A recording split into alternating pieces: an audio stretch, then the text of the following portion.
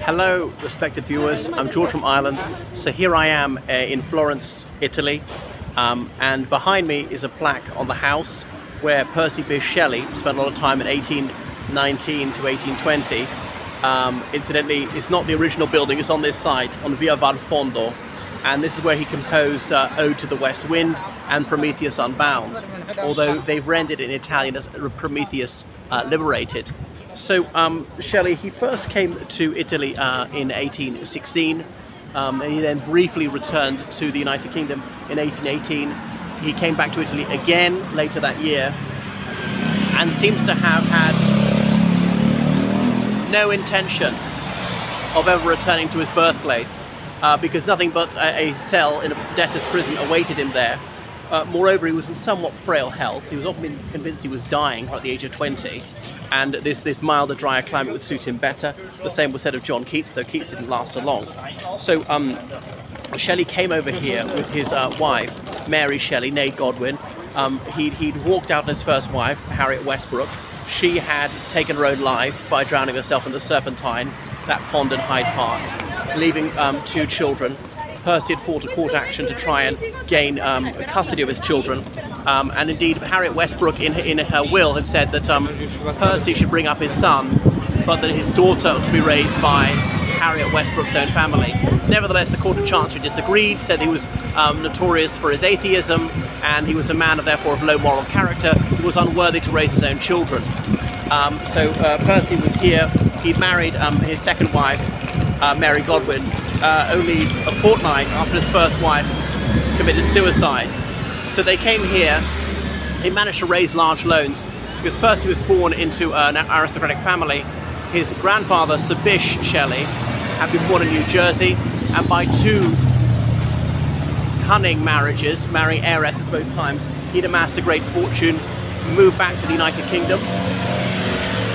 His ancestral homeland, Sir Bysshe had been knighted, well, been made a baronet, built Castle Goring at huge expense, was a multi-millionaire by modern standards. And Percy's father, Timothy, he'd been at University College, Oxford, was a Whig MP, was a protege of the Duke of Norfolk.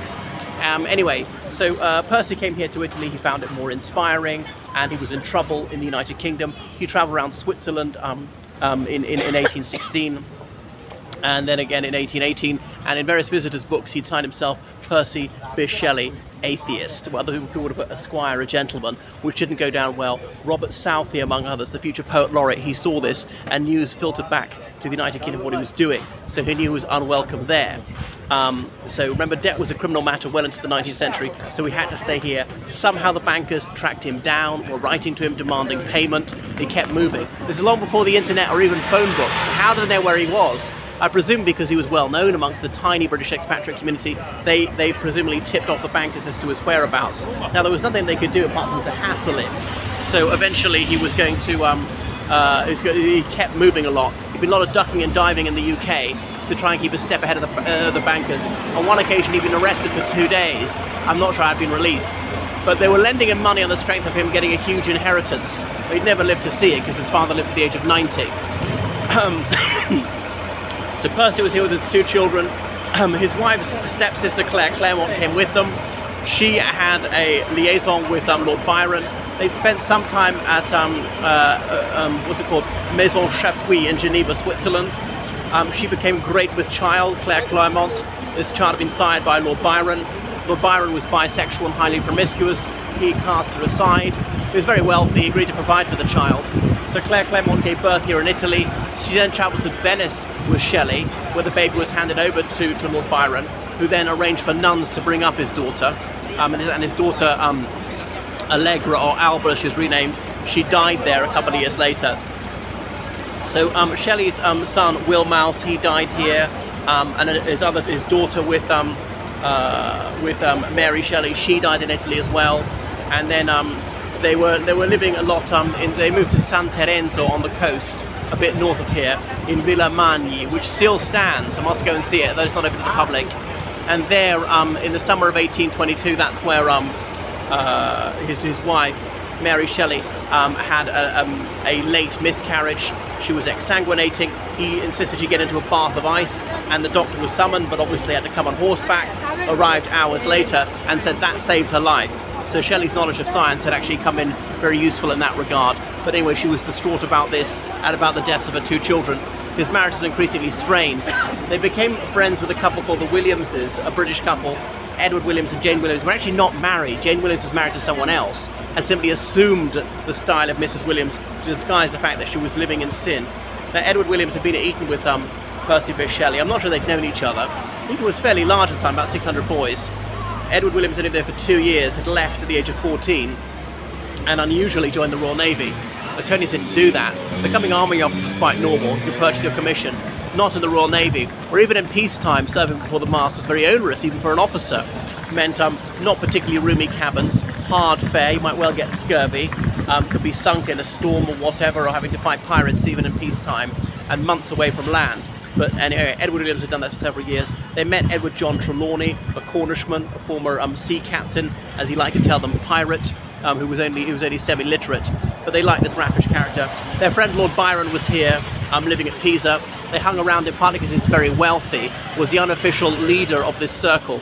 Anyway, it was in 1820 when John Keats, back in London, knew he had terminal tuberculosis. Well, it was always terminal in those days, and thought he wouldn't survive another winter in Great Britain. So Shelley wrote to him inviting him to come and spend the forthcoming winter here in Italy at Shelley's house. So Keats accepted with alacrity and set sail on a horsing vessel, landed at Naples over a month later. They'd been delayed in Naples harbour for quarantine reasons, had to stay on shipboard. He was his friend, the Dr. Joseph Severn. He had some laudanum, but he was in such pain, Keats, that his doctor friend wouldn't let him have the laudanum for fear that John Keats would willfully take a fatal dose. And that's why John Keats was writing, "Now more than ever seems it rich to die, to cease upon a midnight without pain." Anyway, so he got to Naples. Keats, he travelled overland to Rome, wanted to carry on up north to Keats's house, but that never transpired. He was unfit to travel.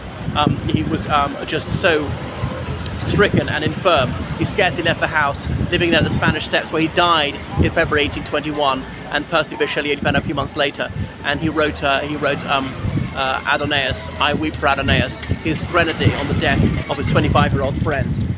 But later that year, Shelley wrote the Triumph of Life, which, well, it says it in the title, is celebrating all the wonderful things about being alive.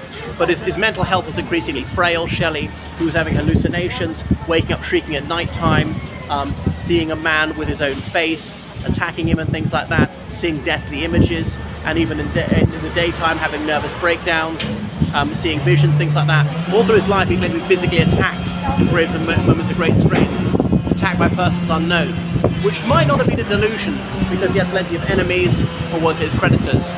Anyway, so that's enough here about Percy Bysshe Shelley and Ode to the West Wind. I really wish these noisy vessels weren't here. I mean vehicles. Toodaloo.